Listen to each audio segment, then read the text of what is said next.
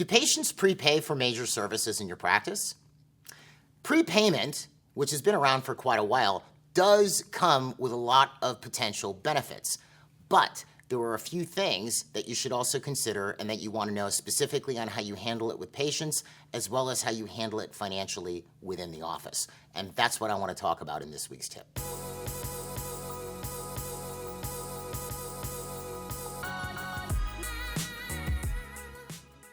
The idea of prepaying or putting a deposit down, but in this case I'm really referring to prepaying, meaning paying for the entire service ahead of time, has been around for quite a while, even since I started in the industry back in the 90s. That being said, it's not something that you see done on a consistent basis. But let's take a look at the benefits associated with it if you ask a patient to prepay, which, as an aside, if you don't have any form of financial policy in your practice for major services, that is something that you need to address right away. And what do I mean by that? Normally when we're talking about financial policy, we're thinking of, the thing that patient signs saying I'm responsible for any balance that I have left over after my insurance pays, or I'm responsible for any services or whatever. Or you might have a financial policy, like the one that's been around for a while, payment is due when services are rendered. You might even have a little placard at the desk. Doesn't really matter. That's your basic financial policy people think of when they think of financial policy. The financial policy I'm talking about specifically is what your internal policy is with regards to major services.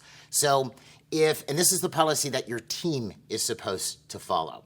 So you have to have what you consider to be an acceptable way for patients to pay for major services. That might be, and again, this depends on you. It might be they can prepay and get a little bit of a discount. They can use a patient financing plan.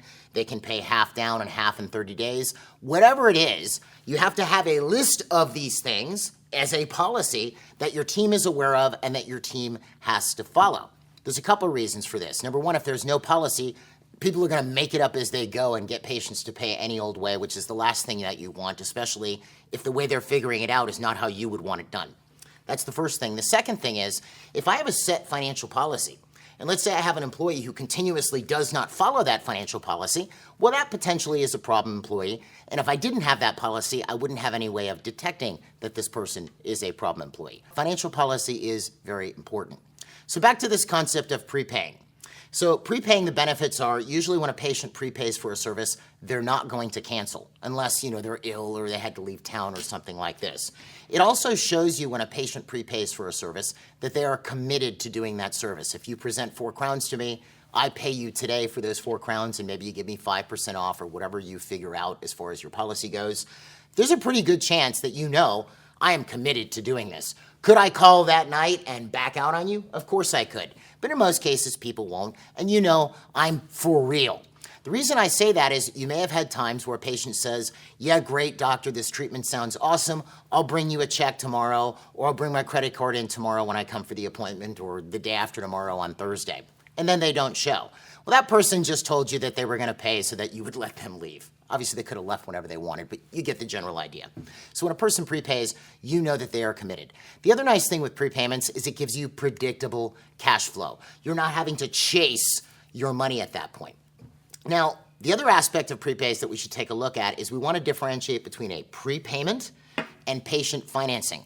Both of those fees are prepaid, but there's a completely different aspect to it, meaning if I ask a patient to prepay for a treatment plan I want to do and maybe I give them 5% off, they've paid today. And ideally, if you have a person pay, you want to get them in to deliver that service as fast as humanly possible. There's nothing more anticlimactic than having them pay today to save 5% and seeing them in 3 weeks. Bad idea. It should be just as fast to get them in. They're coming in tomorrow or the day after to start that treatment plan. But if a person pays, they put it on a credit card, they write me a check, that's a prepay. If instead we decide that we're going to finance this through one of the various patient financing companies, sure, I'm going to be receiving those funds before I've delivered all of the services, but that's a little bit different than a prepay because in most cases I'm eating a very large fee for the patient doing that. So I've been asked this before, should I forward the prepayment discount to a patient if they are using patient financing? I would say no, because why am I going to give them an additional 5% discount if I'm already eating 9%, 10%, or 16% on the fee? Which, not to go off on a rant on this, but here's the one thing that I would say. what I've been seeing as a trend, especially over the last, 5 years, is the first option people are presented with is patient financing. Now, I think the fact that you have all these patient financing companies out there, we work with several of them. They are very cool. I appreciate what they do. And they allow patients to have access to treatment that maybe they would not have had 10, 15, or 20 years ago. I think that's very cool.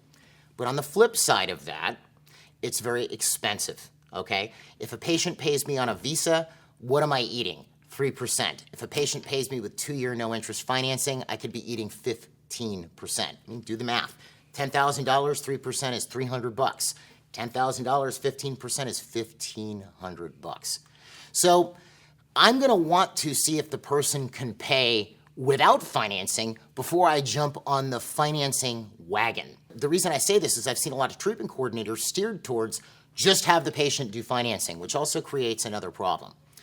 If I talk to you and I tell you your treatment plan is $10,000 and you go, wow, that's a lot of money. Well, my next question might be something along the lines of, well, how would you normally pay for something like this? I want you to notice what I just did there. I asked you to participate in the resolution of this, financing dilemma. Versus if I go, your treatment plan is $10,000 and you say that's a lot of money, and I go, but hey, I've got patient financing company A, patient financing company B, and C, we can just do that. I haven't asked you to participate in solving the finance issue at that point. You don't own it. So then let's follow this path through. So I throw all these financing options at you, we apply for them all, and you get declined for all of them. So then I ask you, well, is there any other way you can pay? First off, you're embarrassed, you're unhappy, you feel rejected, you just got declined. So you're not gonna be as into solving this problem with me. Versus if I said, here's your treatment plan, it's $10,000, how would you normally pay for something like this? And you said, well, I could probably put it on a credit card, and I might ask, well, which credit card would you use? Well, I have a Visa that would fit that. It's got a pretty decent interest rate. I say, okay, great. And then you go, but could we do a payment plan instead? I go, sure, we can do one of these financing options. Let's say that financing option falls through. Well, then we can always go back to the credit card option at that point, which we had talked about before.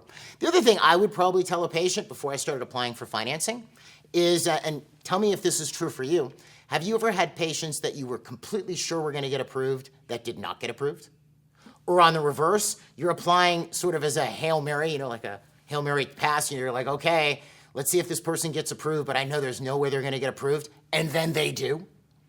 So I have no idea what the patient financing company's credit criteria are. So I would probably tell the patient that before we're applying, like, look, I've seen people get approved that I thought weren't going to, and I've seen people get disapproved that shocked me. I thought they weren't going to get disapproved. So we'll see what they say, okay? So you apply, and if you figured out that plan A earlier, the patient could possibly pay on a credit card, and they get disapproved, you just go straight back to plan A at that point. The key here is you want the patient to own part of this conversation. They should be sorting this out with you, not you sorting it out for them all the way. Plus, it actually saves the practice a lot of money.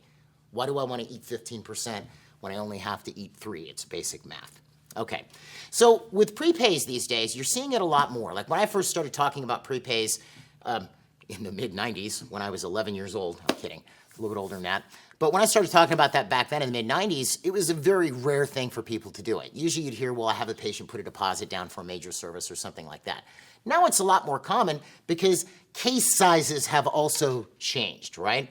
We didn't have in the mid-90s, you had occasional, full mouth rehabs, but you didn't have huge all-on X cases back then or whatever. Implants were a newer thing. But back then, if a patient prepaid for a case, it was 3 crowns and a bridge that you were going to prep day after tomorrow and deliver within the next few weeks. It was really not that big of a deal, right? So the point from which you took the money to where you actually delivered the services was pretty quick. Whether that prepay was through the patient paying, on a credit card or doing some form of financing. In either event, you've received the money ahead of time.